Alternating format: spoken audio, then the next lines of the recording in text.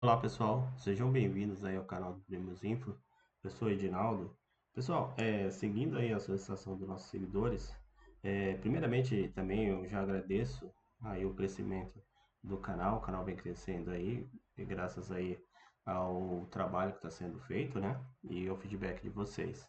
Então, o pessoal salientou mais de exemplos em relação à parte web do AspNet.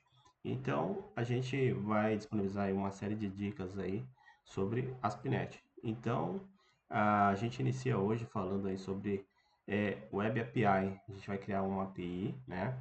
A gente vai consumir uma API e no decorrer a gente vai explicar aí todo o conceito de API e com exemplos, né? Para a gente entender melhor. Então, vamos lá, pessoal. A gente vai abrir o Visual Studio aqui. Lembrando que eu estou utilizando o Visual Studio 2022. Bom, vou clicar aqui no continue. Então, File, New, Project. Aqui vai carregar o template aqui do Visual Studio. Você pode filtrar aqui, ó, pela opção, né? A gente, no caso, vai utilizar a unidade, o C Sharp. Vamos utilizar aqui o plataforma Windows e a Web. E aí, a gente vai escolher aqui o ASP.NET Core Web API. A gente vai selecionar esse template.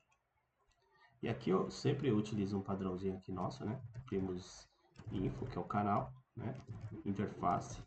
E vamos colocar o Web API. Às vezes não precisa nem colocar esse Web, mas eu vou seguir esse padrãozinho aqui, pessoal. Aqui eu não quero que não seja no mesmo diretório. Então vamos dar um Next. E vamos clicar em Criar.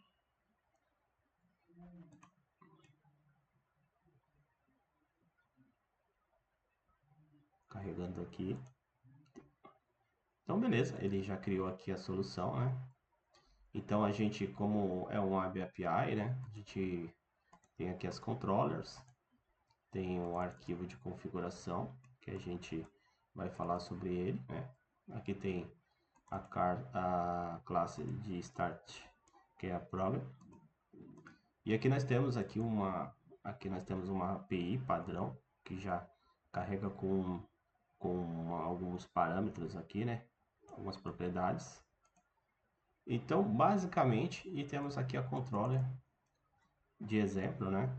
Aqui tem um método que retorna aqui um array de string.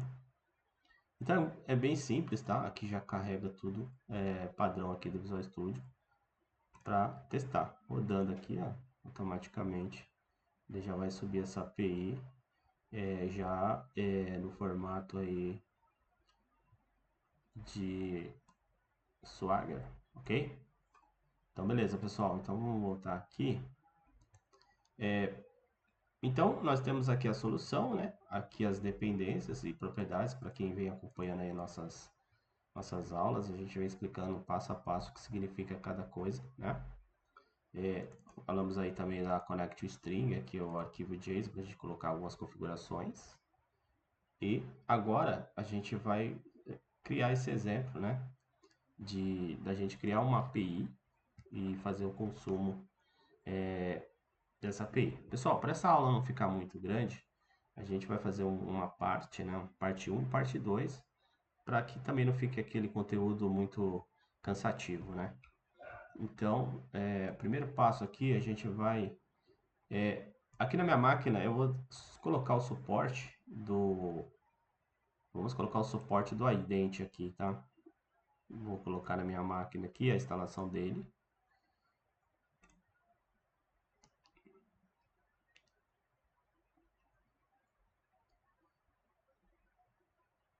Demora um pouquinho para carregar, tá, pessoal? E eu vou habilitar aqui a parte de login e de logout, tá? Depois a gente vai entender na frente aí esse cenário. Aqui eu vou colocar o nome da minha do meu contexto, né? Que no caso aqui vai ser identity context. Vou dar um add. Aqui ele pode adicionar tanto SQL Server como SQLite. No caso a gente vai utilizar o SQL Server. Vamos dar um add.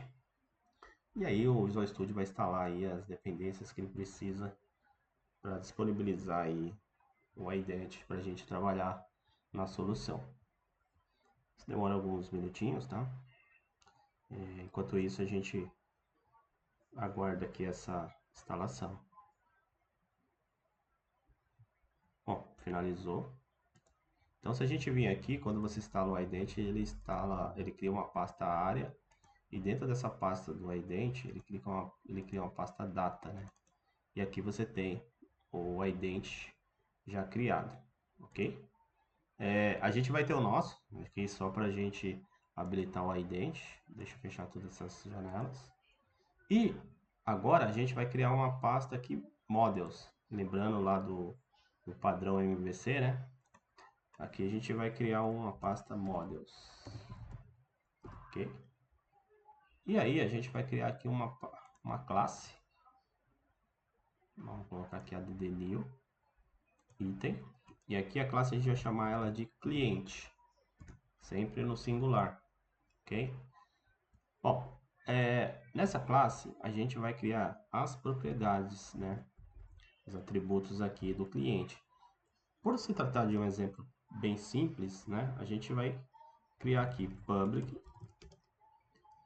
Vamos colocar o guide, id, getSet.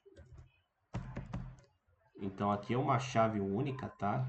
O guide de 38 caracteres para a gente não ter repetição. E vamos colocar aqui um campo string nome. Bom, pessoal, acho que isso é o suficiente só para a gente entender o funcionamento, né? Então vamos dar um build aqui. Como a gente está trabalhando aí com APIs e modelos, então a gente vai colocar aqui um data annotations, né? Então a gente precisa sinalizar que esse campo ele é chave primária, né? Campo único. Então aqui eu vou colocar também para usar o data annotations, né? Que a gente vai entender aí no conceito dessas dicas aí de Web API, ASP.NET, ok? Então feito isso, a gente criou aqui a model, né? E por enquanto é só, a gente vai, para a aula não ficar muito longa, a gente vai ter uma parte 2.